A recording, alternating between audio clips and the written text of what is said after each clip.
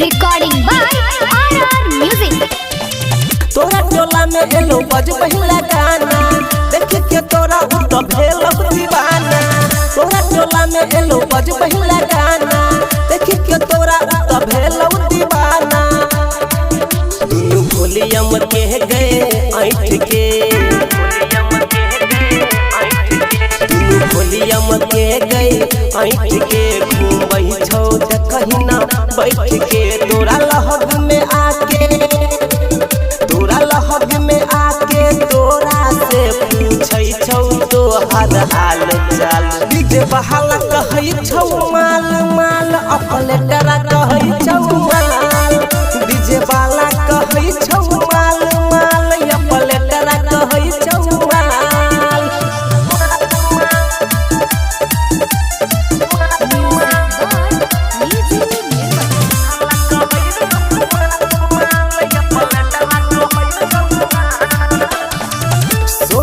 के उमरिया छौक लहा गई छौ कांच के। डीजे के आगे में एले कहरैला नाच गे।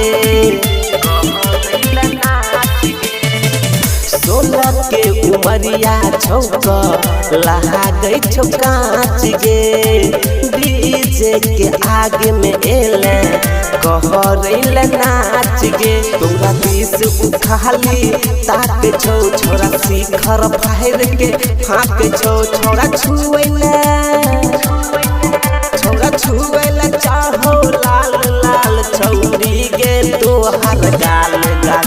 डीजे बहाला कहै छौ माल माल ऑपरेटर कहै छौ माल।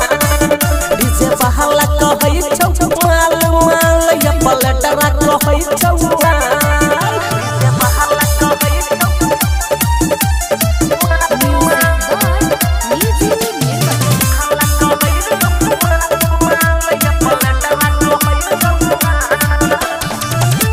मटकोर तोहर बरकी बहिन के लाले लाले ऐल छको लहंगा बहिन के।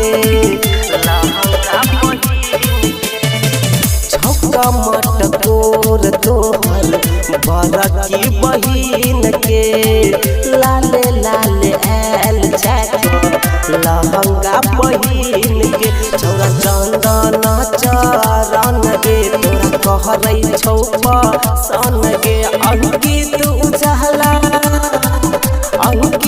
उजाला फेकै छौ तोरा पर लब के जाल जाल। डीजे बहाला कहै छौ माल माल ऑपरेटर कहै छौ माल। डीजे बहाला कहै छौ